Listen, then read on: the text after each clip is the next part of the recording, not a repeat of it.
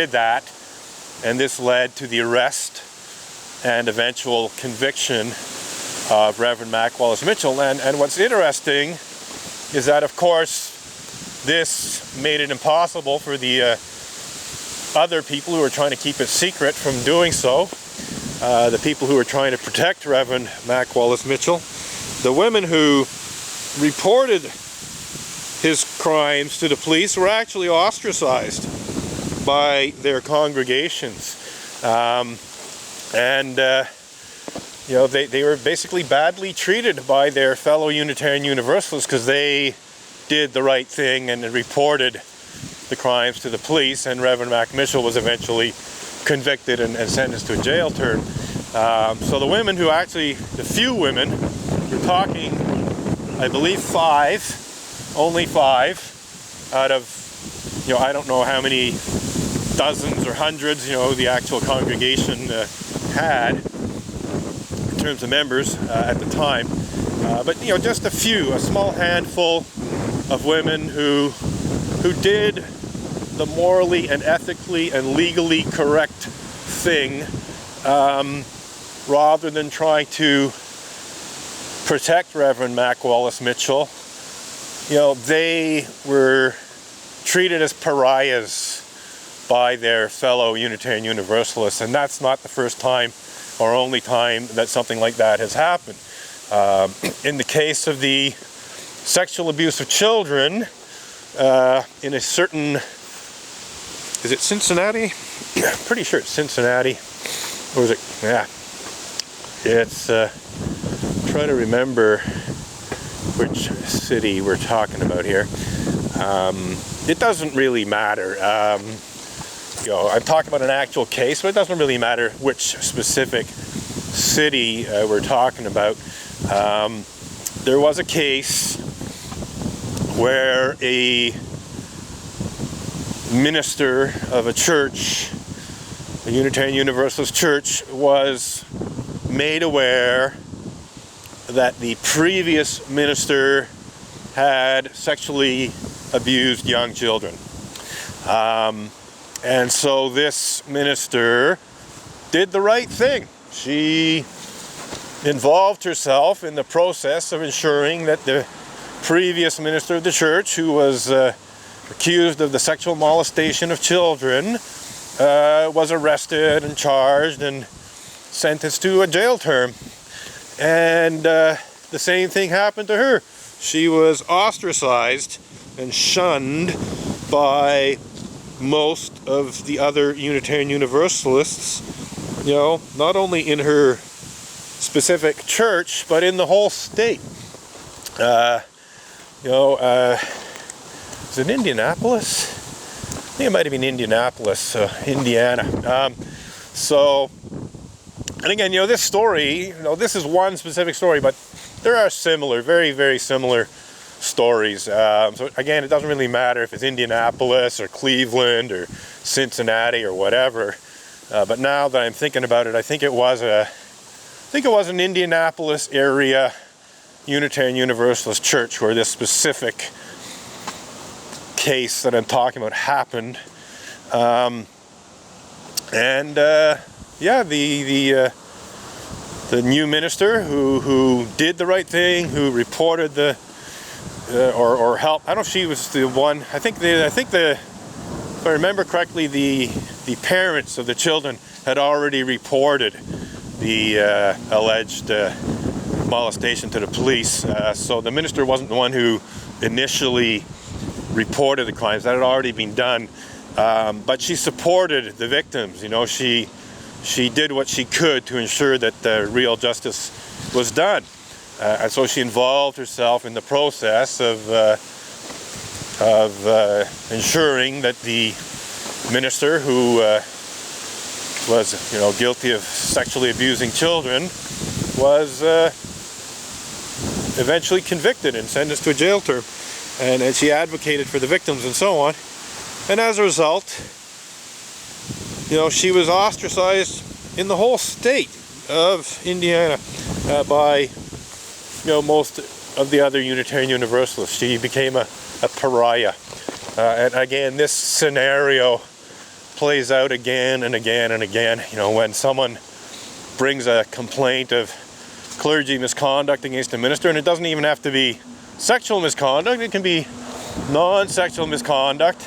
Well, what happens is the church does everything it can to protect the minister who's being accused of misconduct and shuns the person who's either a complainant, a victim, or the person who's an advocate for the victim, you know. So you don't even have to be a victim yourself of clergy misconduct to become a pariah. You just have to be defending and advocating for the victims. To some extent that happened to Reverend Deborah Pope Lance. She's well known as an advocate for victims of clergy sexual misconduct. And she was essentially blacklisted by the UUA for years.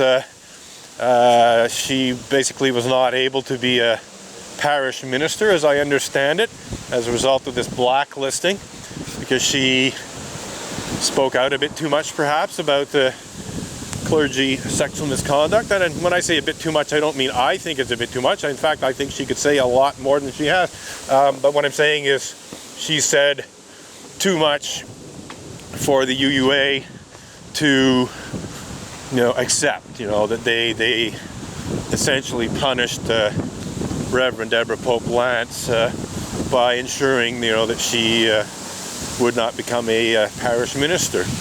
At least that's what I understand from a variety of sources.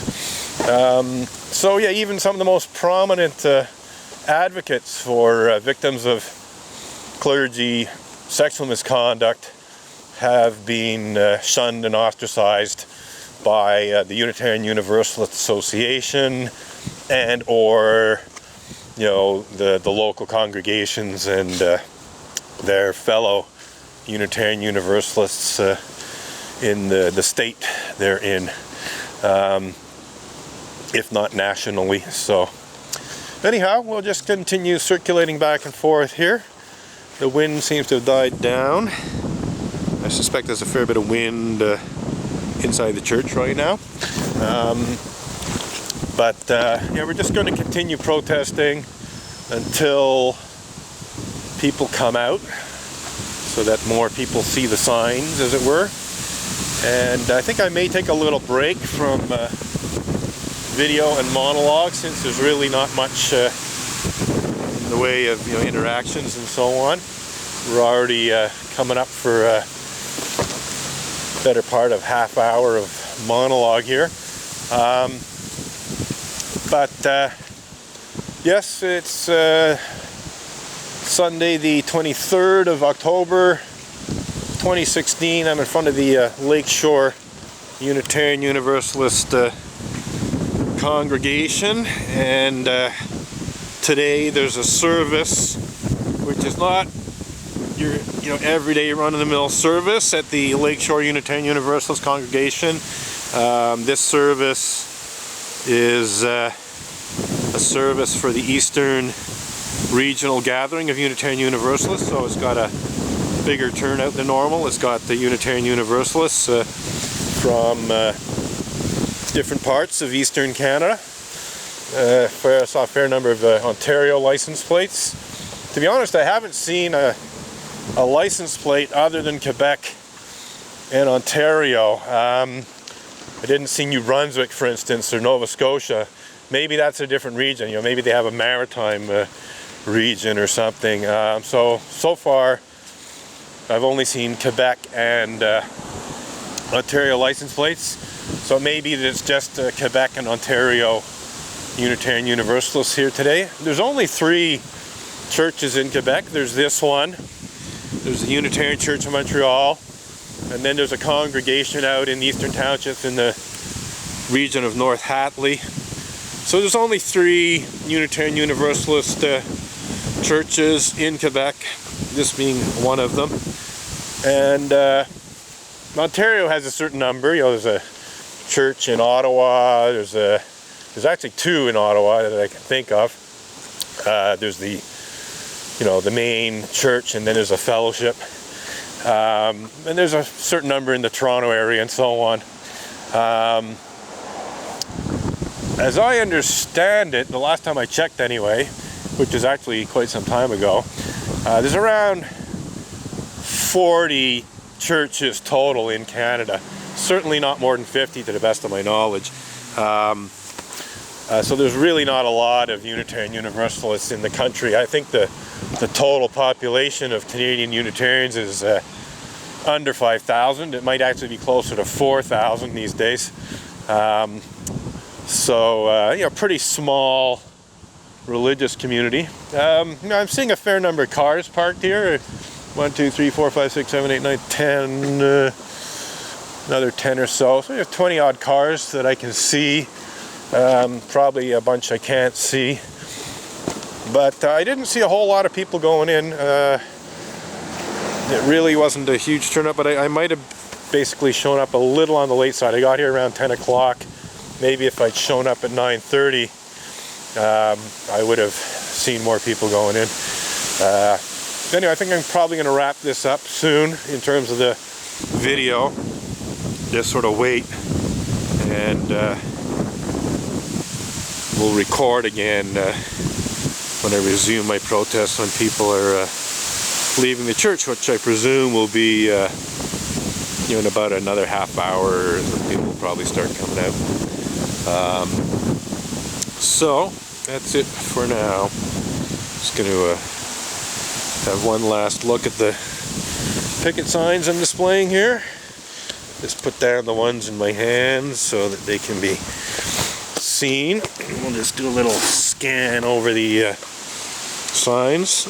Kind of nice how they go with the fall colors here. So Unitarian Universalist perversion of justice, sucks U asterisk U. Unsafe sect. No longer with the question mark softening the blow, because there's really zero question that Unitarian Universalism is unsafe in a variety of ways. And atheist Unitarian Universalists are accusing me of blasphemy. Haha. Very funny. It really is hilarious that the atheist Unitarians are misusing blasphemy law to cover up and deny pedophilia and rape committed by Unitarian Universalist ministers, Unitarian Universalists.